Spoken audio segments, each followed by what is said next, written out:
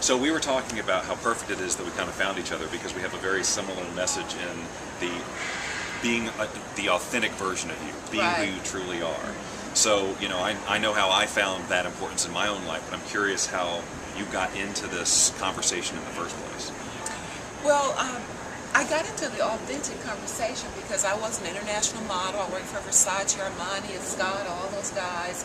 And so when I gave up my pumps and the runway, I needed to transform, but I wanted it to be authentic. So I started that with body image, self-esteem, and fashion for women and girls, because I saw coming from the fashion industry that there were a lot of misconceptions. Fashion really is an illusion. So I became an image coach, but in my image coaching, people were asking me questions about myself and how was I able to create this, and then I started thinking, well, hey, I've been doing something more than image coaching.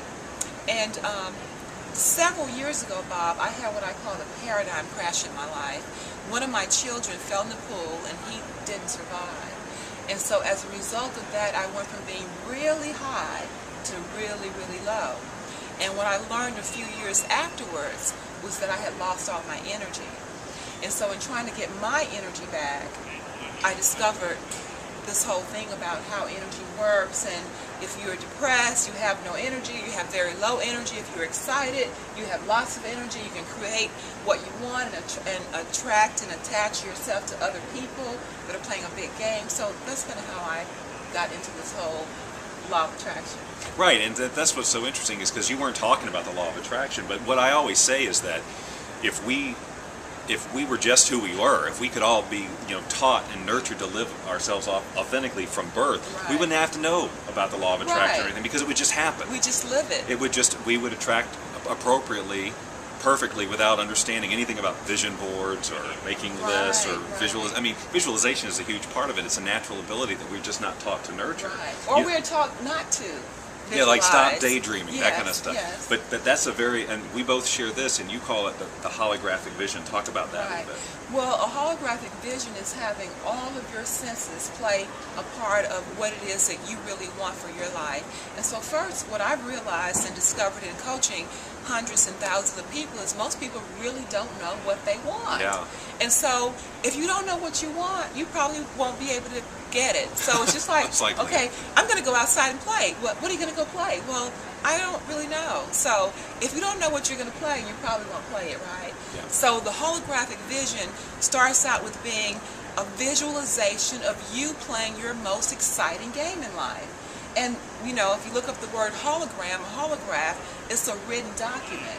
So you want to write it down and make it plain, because when you write it down and you read it back, it gets all into your spirit.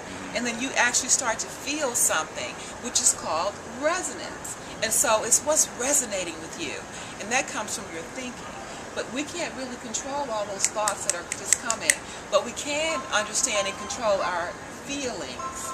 So when you're feeling bad, you got to know you're thinking bad. So that's where that holographic vision, it makes you feel good. But part of that is, like you said, knowing what you want in the first place, which is a huge part of your process, is helping people to get clear on that. Right. You know, I run into people all the time and say, I don't know what my passion is, I don't know what I want, you know, and that's, again, so we both have our own ways to help people do that, but it's really something that you've poured yourself into and created entire programs and workbooks about and helping that. And then, so that's a huge part of this weekend. In fact, it's like the first thing we're doing. Once we sort of welcome people and do the whole law of attraction thing, you know, it's, so let's help you get clear on who you really are.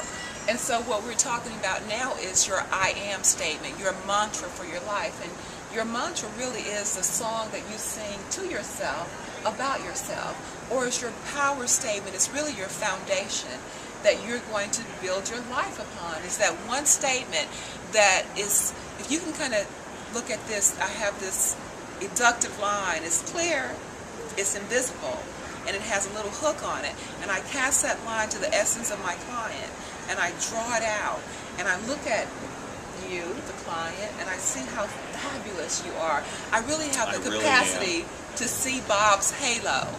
And then I take a little picture of it, and I show it to Bob, and he sees it for himself. And once you see your halo of who you really are, you're just not going to go back. Yeah, again, it's one of those things that it's unfortunate that we actually have to help people with this. It is. Because we're born with it, we start life with it, and if we were just nurtured properly, if it was just how things were set up, you know, we wouldn't need to figure out who we were. We'd just be being it. But that's just, unfortunately, this is not how it is.